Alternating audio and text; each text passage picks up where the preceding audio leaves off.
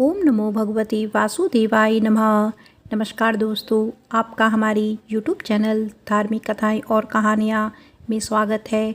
आज मैं आपको अपरा एकादशी व्रत की संपूर्ण कथा सुनाऊंगी। अगर आपको कथा अच्छी लगे तो वीडियो को लाइक, सब्सक्राइब और शेयर जरूर कीजिएगा।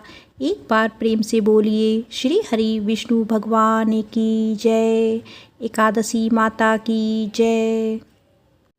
आज ज्येष्ठ मास की कृष्ण पक्ष की एकादशी तिथि है और इस एकादशी को अपरा एकादशी के नाम से जाना जाता है। स्वयं भगवान श्री कृष्ण जी ने कहा है, यह अपार धन देने वाली एवं पुण्य को प्रदान करने वाली तथा समस्त पापों का नाश करने वाली एकादशी है। अपरा एकादशी, जिसे अचला एकादशी भी कहा जाता है, वर्ष की अत्यंत पुण्यदायी एकादशियों में से एक मानी जाती है। शास्त्रों में कहा गया है कि अपरा एकादशी का व्रत करने से राजस्व यज्ञ, अश्वमेध यज्ञ, तीर्थ स्नान, गौदान, स्वर्णदान, अन्नदान आदि महान पुण्यों के बराबर फल मिल जाता है। यह व्रत उन पापों का भी नाश कर देता है जिन्हें युगों की साधना से भी मिटा पाना कठिन हो जाता है। जो व्यक्ति इस दिन उपवास रखकर भगवान विष्णु की आराधना करता है, वह इस जीवन में यश, तेज, कीर्ति, धन और संतोष प्राप्त करता है और मृत्यु के बाद विष्णु लोक को जाता है। इस एकादशी का विशेष महत्व यह भी है कि इसका पुण्य केवल स्वयं तक सीमित नहीं रहता। जो इसे श्रद्धा से करता है वह अपने पूर्वजों को भी उन्नति दिला सकता है और भटकती आत्माओं को भी मुक्ति दिला सकता है। जैसे ही धर्म की बात आती है, गगन में घंटियाँ गूंजने लगती हैं और आकाश में दिव्य रथ की आहट सुनाई देती है। स्वर्णिम पहियों से सजा वह रथ, जिसे रथारूढ़ है स्वयं श्री कृष्ण, उनके नेत्रों में करुणा, मुख पर मुस्कान और हाथों में धर्म का दीप लिए वे पांडवों के समक्ष प्रकट होते हैं। महाराज युधिष्ठिर हाथ जोड़कर भगवान श्री कृष्ण को प्रणाम करके पूछते हैं, हे माधव, हे योगेश्वर, कृपया करके मुझे बताइए कि ज्येष्ठ मास के कृष्ण पक्ष की एकादशी का क्या नाम है और उसका क्या फल है। भगवान कृष्ण मंद मुस्कान के साथ उत्तर देते हैं, हे राजन, इस एकादशी का नाम अपरा और इसे अचला भी कहते हैं। यह व्रत सब पापों का नाश कर मोक्ष का द्वार खोलता है। अब सुनो इसकी पावन कथा। प्राचीन समय की बात है। महीध्वज नाम के एक महान राजा अपने स्वभाव के अनुरूप ही राज्य किया करते थे और सशक्त राजा के शासन में सारी प्रजा भी सुखपूर्वक रहती थी। राजा महीध्वज का छोटा भाई वज्रध्वज क्रूर, अधर्मी और बड़ा अन्यायी था। वह अपने बड़े भाई से द्वेष और ईर्ष्या रखता था। उससे अपने बड़े भाई की प्रसिद्धि सही नहीं जा रही थी और इसी ईर्ष्या के चलते एक दिन उसने एक कुकर्म कर डाला। उसने अपने बड़े भाई महीध्वज की हत्या कर दी और इतना ही नहीं, उसके शव को जंगल में एक पीपल के पेड़ के नीचे गड्ढा करके दबा दिया। अकाल मृत्यु के कारण वह धर्मात्मा राजा अब प्रेत योनि में पड़ गया और उसी पीपल के पेड़ पे रहकर वह वहाँ उत्पात मचाने लगा। एक दिन महर्षि धौम्य उधर से गुजर रहे थे। उन्होंने पेड़ पर प्रेत देखा और अपने तपोबल से उसकी सारी कहानी जान ली और उसके उत्पात का कारण भी समझ लिया। इसके बाद महर्षि ने उस प्रेत को पीपल के पेड़ से उतारा और परलोक विद्या का उपदेश दिया। इसके अलावा ऋषि ने स्वयं ही राजा की प्रेत योनि से मुक्ति के लिए अपरा अर्थात अचला एकादशी का व्रत किया और उसे अगति से छुड़ाने के लिए अर्थात उसे प्रेत योनि से मुक्ति दिलाने के लिए व्रत के समस्त पुण्य फल को प्रेत बने राजा को अर्पित कर दिया। इस पुण्य के प्रभाव से राजा अब प्रेत योनि से मुक्त हो चुका था और अब वह ऋषि धौम्य को धन्यवाद देता हुआ दिव्य देह धारण करके पुष्पक विमान से स्वर्गलोक को चला गया। भगवान श्री कृष्ण ने धर्मराज युधिष्ठिर से कहा, हे राजन, यह मैंने लोकहित के लिए बहुत ही पावन कथा कही है। इसे पढ़ने और सुनने से मनुष्य समस्त पापों से मुक्त हो जाता है।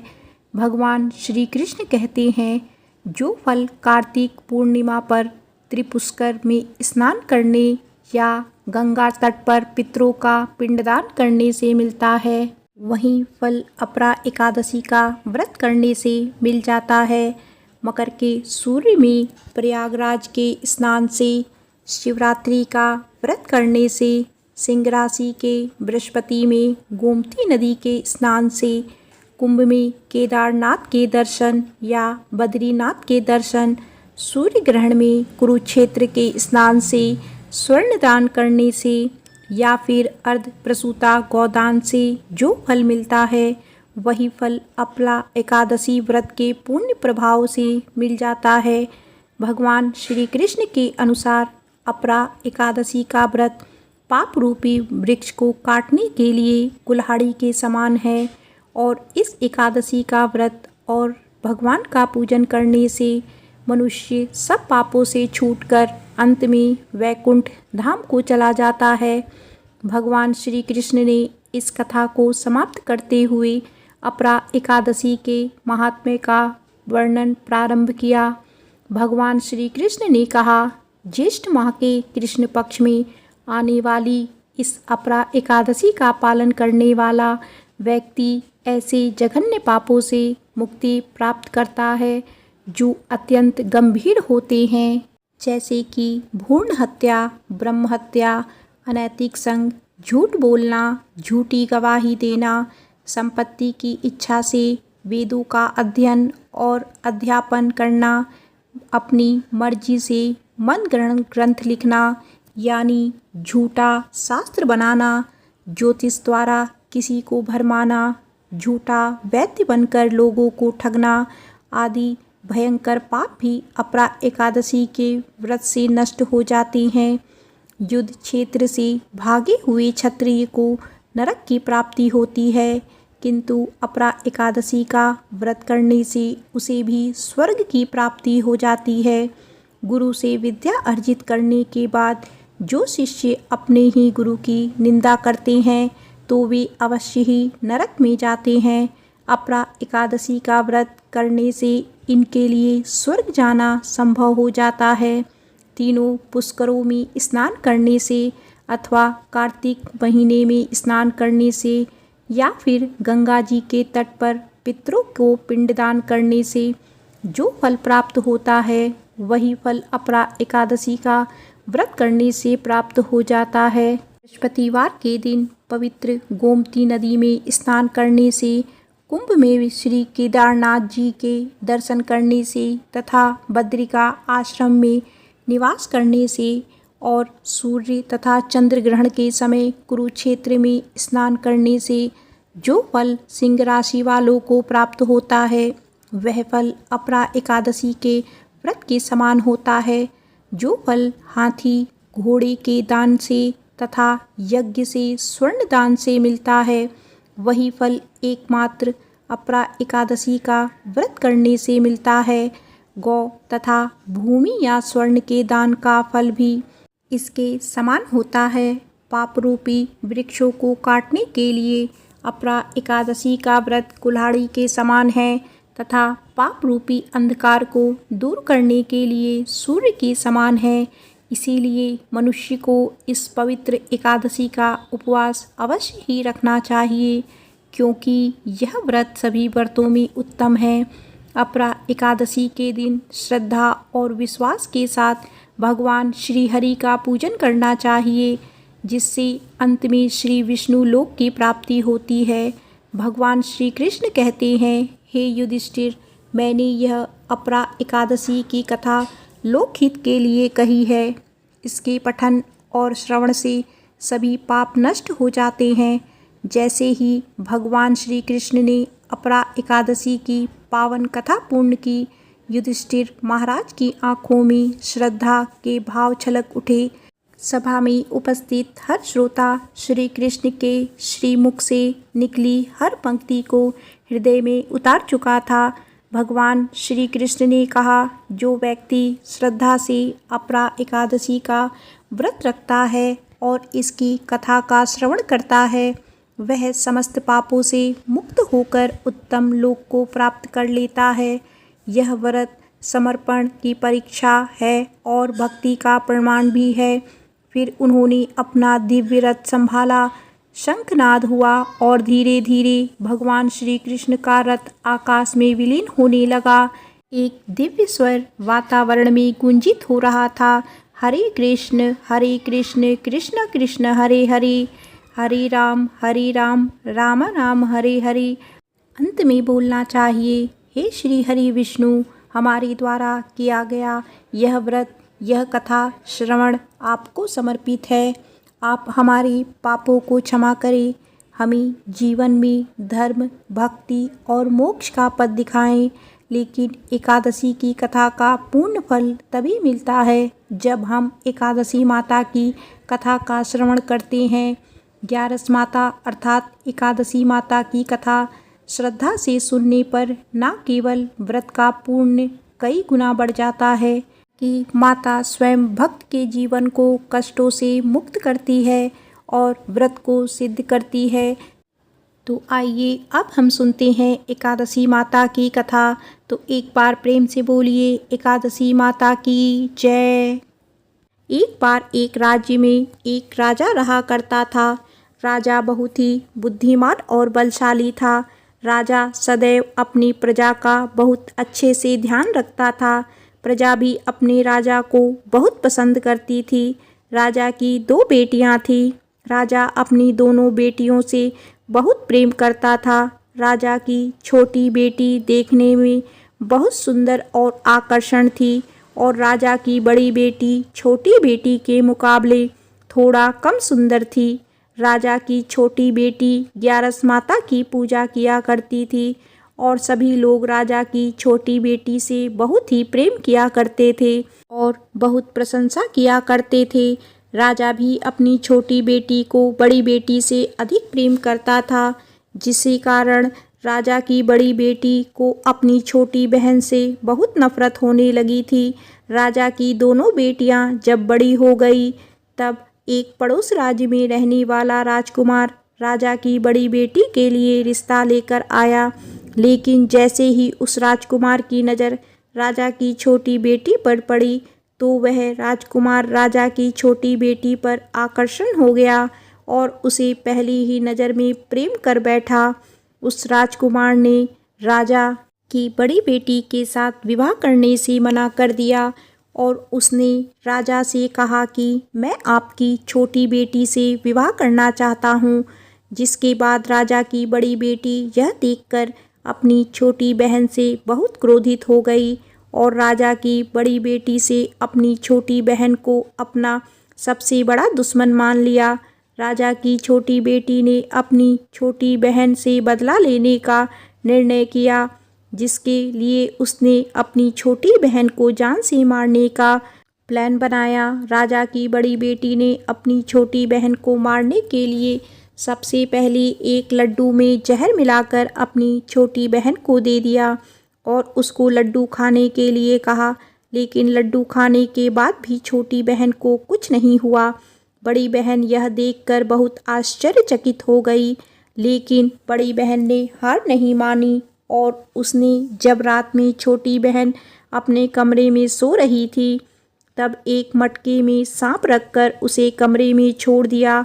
लेकिन सांप भी छोटी बहन का कुछ नहीं कर पाया।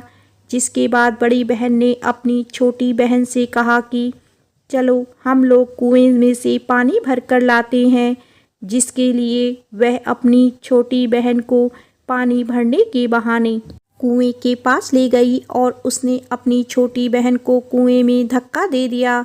लेकिन छोटी बहन को तब भी कुछ नहीं हुआ, क्योंकि हर बार 11 माता उसकी रक्षा कर रही थी और उधर बड़ी बहन अपने सारे प्रयासों के बाद असफल हो रही थी।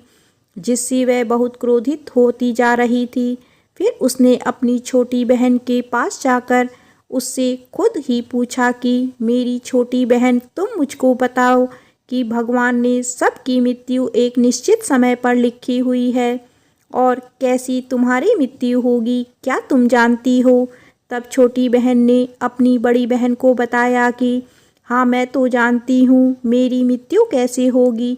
छोटी बहन से यह बात सुनकर बड़ी बहन मन ही मन बहुत प्रसन्न होने लगी और उसने अपनी छोटी बहन से कहा कि तू मुझे अपनी मृत्यु का राज बताओ। छोटी बहन ने अपनी बड़ी बहन से कहा कि मेरी मृत्यु तो एक तोते में है।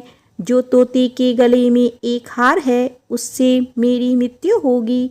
जब तक कोई भी व्यक्ति तोते को मारकर वह हार अपने गले में पहनेगा तो मैं मूर्छित हो जाऊंगी, और जैसे ही उस हार को अपने गले से उतारेगा तो मैं वापस ही जीवित हो जाऊंगी। अपनी छोटी बहन की मृत्यु का राज जानकर बड़ी बहन बहुत खुश हो गई और उसने अपनी छोटी बहन को मारने के लिए उसके पालतू तोते को ढूंढना शुरू कर दिया।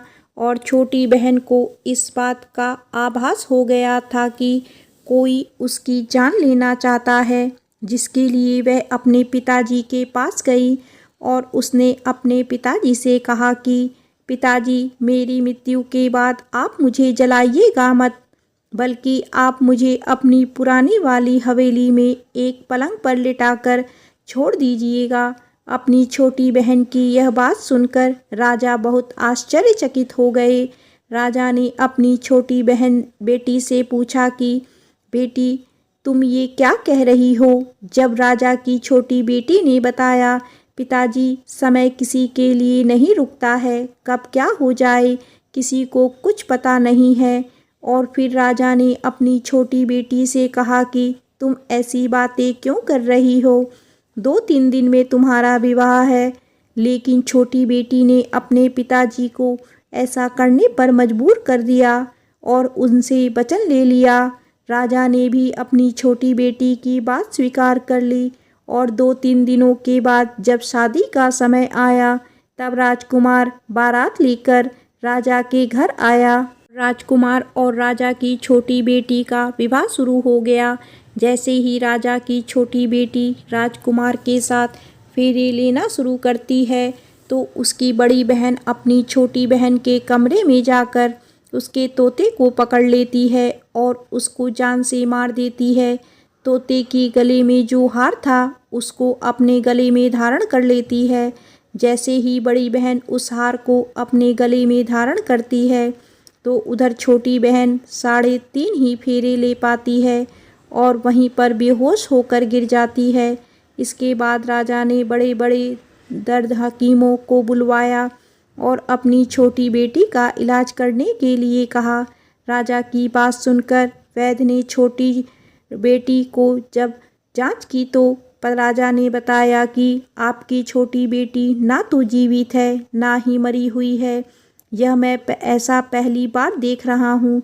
राजा ने वैद्य और हकीम को यह बात बाहर बताने से मना कर दिया और उनको कहा कि अगर तुमने यह बात किसी को बाहर बताई तो हम तुम्हें फांसी दे देंगे। राजा ने अपनी छोटी बेटी को पुराने महल में जाकर एक पलंग में लिटा दिया और वहां पर कुछ सैनिक को तैनात कर दिया। वापस अपने महल आ गया। राजा की बड़ी बेटी अपने पिताजी के पास आई और कहने लगी कि पिताजी, अगर यह शादी संपन्न नहीं हुई तो आपकी इज्जत का क्या होगा? आप कहें तो मैं आपकी इज्जत बचाने के लिए राजकुमार से शादी करने के लिए तैयार हूँ। जिसके बाद राजा ने अपनी बड़ी बेटी की बात मान ली और राजा ने बड़ी बेटी को छोटी बेटी के कपड़े पहनाकर मंडप पर भेज दिया। लेकिन राजकुमार यह जान गया कि यह राजा की छोटी बेटी नहीं बल्कि यह राजा की बड़ी बेटी है। लेकिन जब राजकुमार ने शादी करने से मना किया तो सभी लोगों ने राजकुमार को विवश करके राजा की बड़ी बेटी से बचे हुए फेरों को संपन्न करा दिया और विवाह करवा दिया। इसके बाद राजकुमार राजा की बड़ी बेटी को अपने महल ले गया।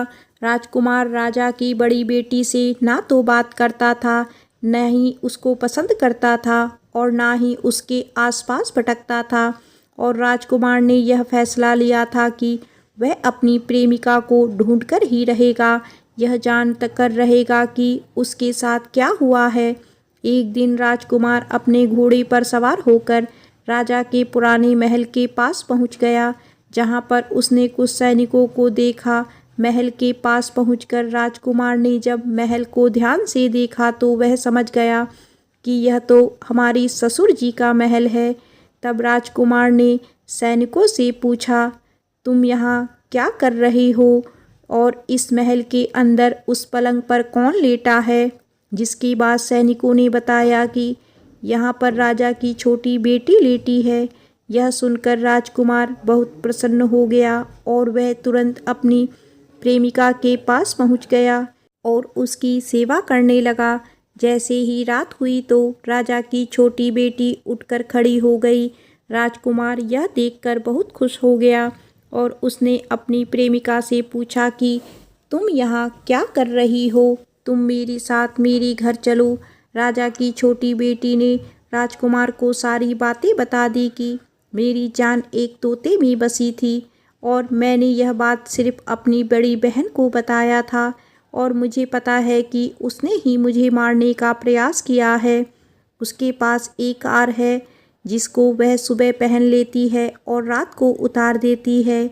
जब तक वह हार उसको गले में रहेगा तब तक मैं मूर्छित रहूँगी और जैसे ही वह हार उतार देगी तो मैं जीवित हो जाऊँगी। और जब तक मेरी बड़ी बहन के पास वह हार है तब तक मैं ऐसे ही जीवित और मूर्छित होती रहूँगी। अगर मेरी बड़ी बहन के पास जो हार वह मेरे हाथ में लग जाए तो मैं हमेशा के लिए जीवित हो जाऊंगी। राजकुमार यह बात सुनकर राजा की छोटी बेटी के साथ रहने का निर्णय ले लिया और उसने अपने बचे हुए सारे फेरे उस पलंग पर लेटी राजकुमारी की छोटी बेटी के साथ ले लिए और अपना विवाह पूर्ण कर लिया और वहीं पर रहने लगा। देखते ही देखते कुछ समय में राजा की छोटी बेटी और राजकुमार की पत्नी पेट से हो गई। एक दिन राजकुमार को किसी काम से बाहर जाना पड़ा। छोटी बहन के पेट में बहुत तेज से दर्द होने लगा।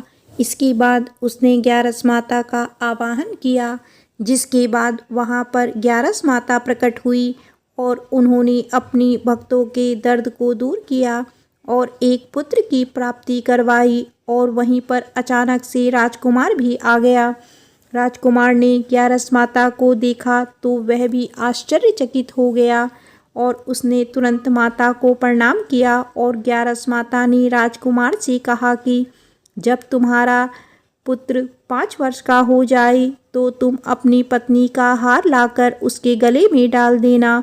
और देखते ही देखते राजकुमार और राजा की छोटी बेटी का पुत्र 5 वर्ष का हो गया। राजकुमार अपने बेटे से कहता है कि बेटा, मैं कुछ काम से बाहर जा रहा हूँ, तुम अपनी माता का ध्यान रखना। और वो वहाँ से चला जाता है। राजा को बाहर निकलता देख बड़ी रानी के सैनिक देख लेते हैं और बड़ी बहन को जाकर सारी बातें बता देते हैं। जिसके बाद बड़ी बहन अपनी छोटी बहन के पुत्र को वहाँ से उठा लेती है और उसको मरवा देती है। छोटी बेटी के पुत्र के 2 टुकड़े करवा देती है। पहला टुकड़ा चक्की के पास छुपा देती है और दूसरा टुकड़ा अपने पलंग के नीचे रख देती है। अब ग्यारस माता भिखारी का रूप लेकर आती है। एक भिखारी का रूप रखकर बड़ी बहन के पास चली जाती हैं, जिसके बाद वहाँ पर भिक्षा मांगने लगती हैं। बड़ी बहन अपने नौकरों से कहती है कि जाकर भिक्षा दे दो, लेकिन जैसे ही नौकर ग्यारस माता को भिक्षा देने के लिए आते हैं तो माता उन्हें मना कर देती है और कहती है कि मैं तुम्हारी महारानी से ही भिक्षा लूँगी। जिसके बाद बड़ी बहन स्वयं ही भिक्षा देने के लिए माता के पास आती है। तब माता एक बिल्ली का रूप लेकर उसके कमरे में चली जाती है और वहाँ पर छोटी बेटी के पुत्र के कोई 2 टुकड़े को आपस में जोड़ देती है और उसे जीवित कर देती है। उसे वहाँ से ले जाती है। राजकुमार अपने बेटे को लेकर अपनी पत्नी के पास जाता है और उससे कहता है कि तुम इसका ध्यान रखना, अगर तुम इस बच्चे का अच्छे से ध्यान रखोगी तो मैं तुमसे बात करूँगा। एक दिन राजकुमार अपने बच्चे से कहता है कि तुम अपनी माँ से उनके गले का हार मांग लेना। जिसके बाद राजकुमार का लड़का अपनी माँ के पास जाता है और कहता है कि माँ, मुझे तुम्हारा हार चाहिए जो तुमने गले में पहन रखा है। यह सुनकर पहले तो बड़ी बहन बहुत क्रोधित होती है, पर उसको यह याद आता है कि राजकुमार ने कहा था कि अगर मैं इस बच्चे का ध्यान अच्छे से रखूँगी तो वह मुझसे बात करेंगे, जिसके कारण वह हार उस बच्चे को दे देती है। और तभी राजकुमार अपने बेटे को लेकर वहाँ से जाने लगता है और अपनी पत्नी से कहता है कि तुम हमारे लिए खाना बना कर रखना, मैं शाम को आकर तुम्हारे साथ खाना खाऊंगा। वह अपने बेटे को वहाँ से लेकर चला जाता है, जिसके बाद वह राजा के पास जाता है और उनको सारी बातें बता देता है। राजा अपनी बड़ी बेटी की यह करतूत सुनकर बहुत क्रोधित होती है और अपने परिवारिश पर भी दोष देने लगते हैं और राजकुमार को अपनी छोटी बेटी के साथ रहने के लिए आदेश देते हैं। एक बार प्रेम से बोलिए एकादशी माता की जय। आइए अब सुनते हैं एकादशी के दिन सुनी जाने वाली श्री शालिग्राम जी की पुण्य फल प्रदान करने वाली सच्ची कथा सुनाऊंगी। अगर आपको यह कथा अच्छी लगी तो वीडियो को लाइक, सब्सक्राइब और शेयर जरूर कीजिएगा। एक बार प्रेम से बोलो विष्णु भगवान की जय। एक कसाई था जिसका नाम था सदना। वह बहुत ही ईमानदार था। वो भगवान के नाम और कीर्तन में मस्त रहा करता था। यहाँ तक कि मांस को काटते बेचते हुए भी वह भगवान का नाम गुणगान करता रहता था। एक दिन वह अपनी ही धुन में कहीं जा रहा था कि अचानक उसके पैर से कोई पत्थर टकराया। वह रुक गया और उसने देखा एक काले रंग के गोल पत्थर से उसका पैर टकरा गया है। उसने वह पत्थर उठा लिया और अपनी जेब में रख लिया, यह सोचकर कि यह मांस तोलने के काम में आएगा। वापस आकर उसने वह पत्थर मांस के वजन को तोलने के काम में लगाया। कुछ ही दिनों में उसने समझ लिया कि यह पत्थर कोई साधारण नहीं है, क्योंकि जितना वजन उसको तोलना होता है पत्थर उतने ही वजन का हो जाता। धीरे धीरे यह बात फैलने लगी कि सदना कसाई के पास वजन करने वाला पत्थर है। वह जितना चाहता है पत्थर उतना ही तोल देता है। किसी को 1 किलो मांस देना होता है तो तराजू में उस पत्थर को एक तरफ डालने पर दूसरी ओर 1 किलो का ही मांस तुलता है। अगर किसी को 2 किलो चाहिए हो तो वह पत्थर 2 किलो के भार जितना भारी हो जाता है। इस चमत्कार के कारण उसके यहाँ लोगों की भीड़ जुटने लगी। भीड़ जुटने के साथ ही सदना की दुकान की बिक्री बढ़ गई। यह बात एक ब्राह्मण तक भी पहुंची। हालांकि वह ऐसी अशुद्ध जगह पर नहीं जाना चाहते थे जहां मांस कटता हो व बिकता हो, किंतु चमत्कारी पत्थर को देखने की उत्सुकता उसे सदना की दुकान तक खींच लाई। दूर से खड़ा होकर वह सदना कसाई को मांस तोलते देखने लगा। उसने देखा कि कैसे वह पत्थर हर प्रकार के वजन को बराबर तोल रहा है। ध्यान से देखने पर उसके शरीर के रोए खड़े हो गए। भीड़ के छटने अर्थात कम होने के बाद ब्राह्मण सदना कसाई के पास गया। ब्राह्मण को अपनी दुकान में आया देखकर सदना कसाई प्रसन्न भी हुआ और आश्चर्यचकित भी। नम्रता से सदना ने ब्राह्मण को बैठने के लिए स्थान दिया और पूछा कि वह उनकी क्या सेवा कर सकता है। ब्राह्मण बोले, तुम्हारे इस चमत्कारी पत्थर को देखने के लिए ही मैं तुम्हारी दुकान पर आया हूँ, या यूँ कहूँ कि ये चमत्कारी पत्थर ही मुझे खींचकर तुम्हारी दुकान पर ले आया है। बातों ही बातों में उन्होंने सदना कसाई को बताया कि जिसे पत्थर समझकर वो मांस तोल रहा है, वास्तव में वो शालिग्राम जी हैं, जो कि भगवान का स्वरूप होता है। शालिग्राम जी को इस तरह गले कटी मांस के बीच में रखना व उनसे मांस तोलना बहुत बड़ा पाप है। सदना बड़ी ही सरल प्रवृत्ति का भक्त था। ब्राह्मण की बात सुनकर उसे लगा कि अनजाने में मैं तो बहुत बड़ा पाप कर रहा हूँ। उन्होंने विनय करके सदना ने वह शालिग्राम उन ब्राह्मण को दे दिया और कहा कि आप तो ब्राह्मण हैं, इसीलिए आप ही इनकी सेवा परिचर्या करके इन्हें प्रसन्न करें। मेरे योग्य कुछ सेवा हो तो मुझे अवश्य बताएं। ब्राह्मण शालिग्राम शिला को बहुत सम्मान से घर ले आए। घर आकर उन्होंने श्री शालिग्राम जी को स्नान करवाया, पंचामृत से अभिषेक किया व पूजा अर्चना आरंभ कर दी। कुछ दिन ही बीते थे कि उन ब्राह्मण के स्वप्न में श्री शालिग्राम जी आए और कहने लगे कि हे ब्राह्मण, मैं तुम्हारी सेवा से प्रसन्न हूँ, किंतु तुम मुझे उसी कसाई के पास छोड़ आओ।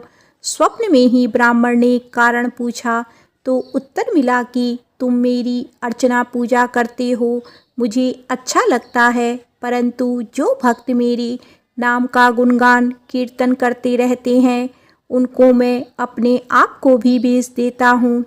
सदना तुम्हारी तरह मेरी सेवा नहीं करता, परंतु वह हर समय मेरा नाम गुणगान करता रहता है, जो कि मुझे बहुत अच्छा लगता है, इसीलिए तो मैं उसके पास गया था। ब्राह्मण अगले दिन ही सदना कसाई के पास गया और उनको प्रणाम करके सारी बात बताई। तत्पश्चात श्री शालिग्राम जी को उन्हें सौंप दिया। ब्राह्मण की बात सुनकर सदना के आंखों में आंसू आ गए। मन ही मन उन्होंने मांस बेचने और खरीदने के कार्य को तिलांजलि देने की सोची और निश्चय किया कि यदि मेरे ठाकुर को कीर्तन पसंद है तो मैं अधिक से अधिक समय नाम कीर्तन ही करूँगा। एक बार प्रेम से बोलो श्री शालिग्राम भगवान की जय। आइए अब सुनते हैं एकादशी के दिन सुनी जाने वाली भगवान श्री हरि की सच्ची कथा, जिसे सुनने मात्र से दुख दरिद्रता समाप्त हो जाती है। कन्नौज में एक ब्राह्मण रहता था, उसका नाम अजामिल था। यह अजामिल बड़ा शास्त्रज्ञ और शील सदाचार और सद्गुणों का तो यह खजाना ही था।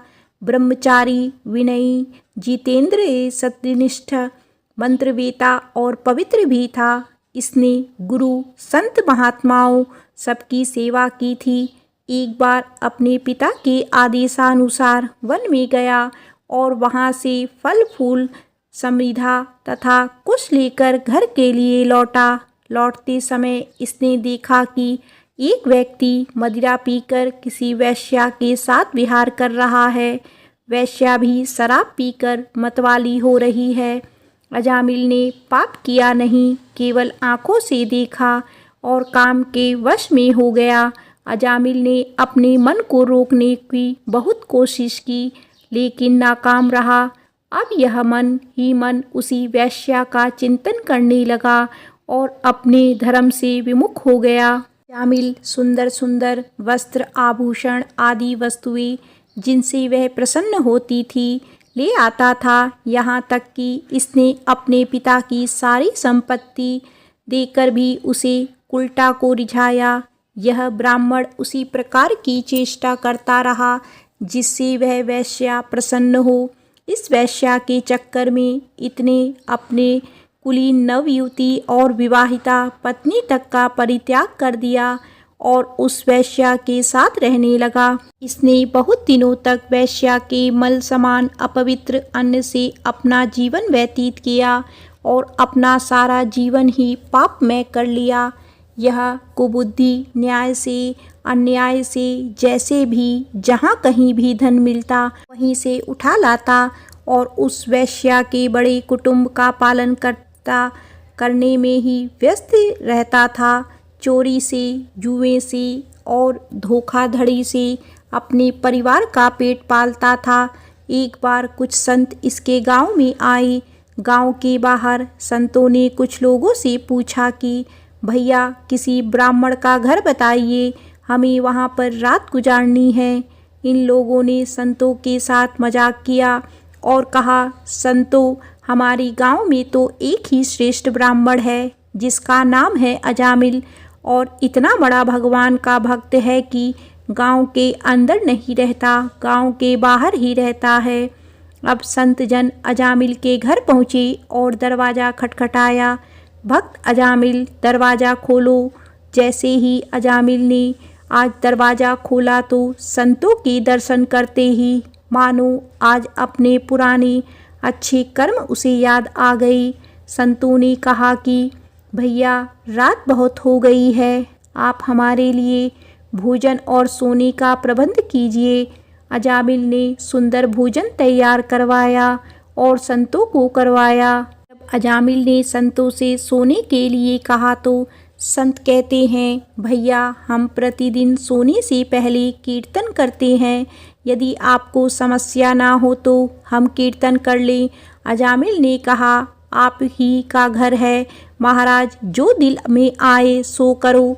संतों ने सुंदर कीर्तन प्रारंभ किया और उस कीर्तन में अजामिल बैठा। सारी रात कीर्तन चला और अजामिल की आंखों से खूब आंसू गिरे, मानो आज आंखों से आंसू नहीं पाप धुल गए हैं। सारी रात भगवान का नाम लिया। जब सुबह हुई संत जन चलने लगे तो अजामिल ने कहा, महात्माओं मुझे माफ़ कर दीजिए, मैं कोई भक्त नहीं हूँ, मैं तो एक महापापी हूँ। मैं वैश्या के साथ रहता हूँ और मुझे गांव से बाहर निकाल दिया गया है।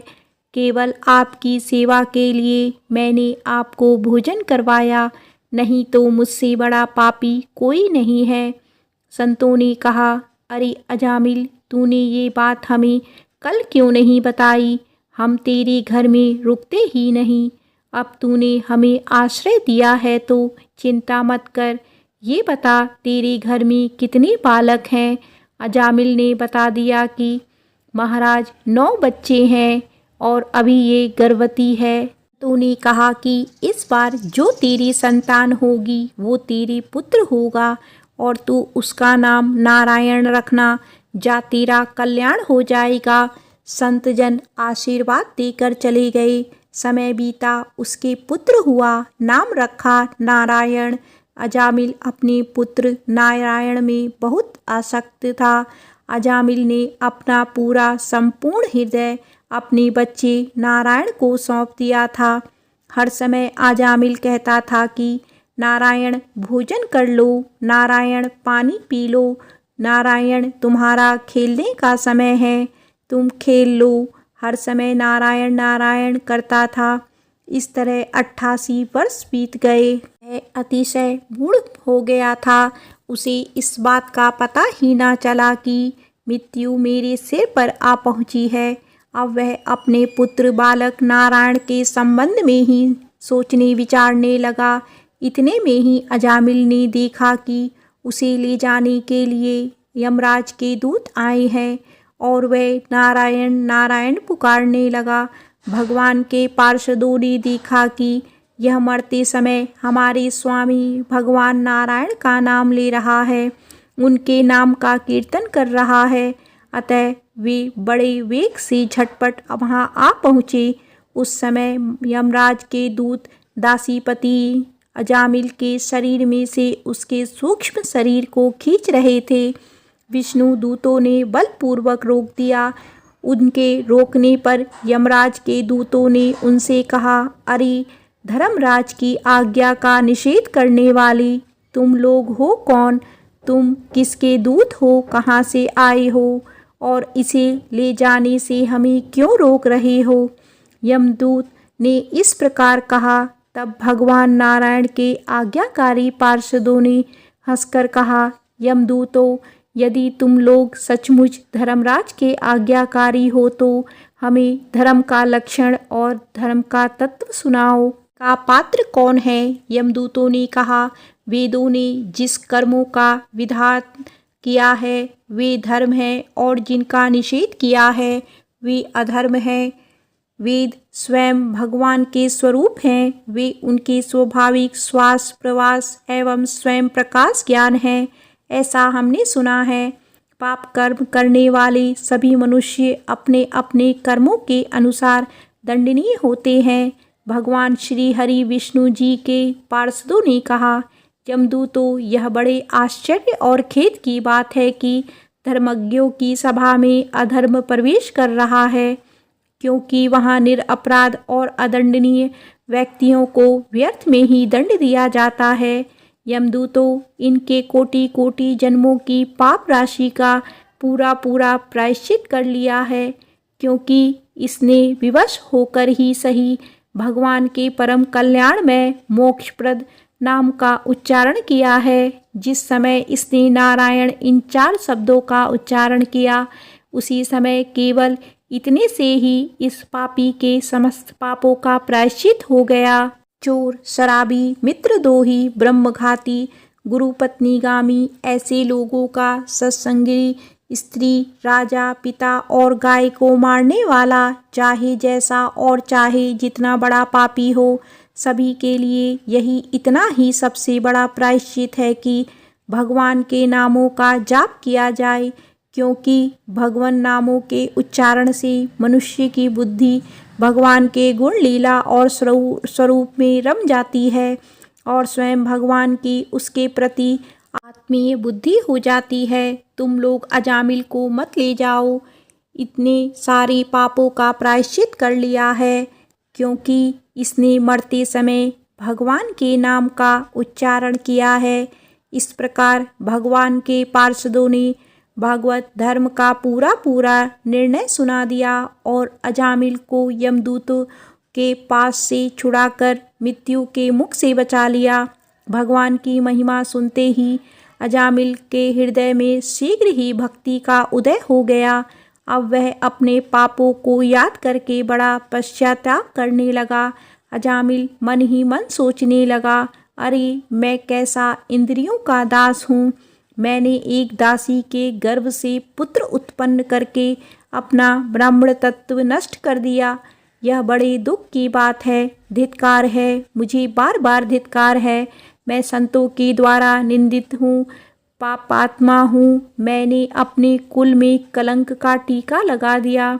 मेरे माँ बाप बूढ़े और तपस्वी थे, मैंने उनका भी परित्याग कर दिया। मैं कितना कृतज्ञ हूँ। मैं अब अवश्य ही अत्यंत भयावह नरक में गिरूंगा, जिसमें गिरकर धर्मघाती, पापात्मा, कामी पुरुष अनेक प्रकार की यम यातना भोगते हैं।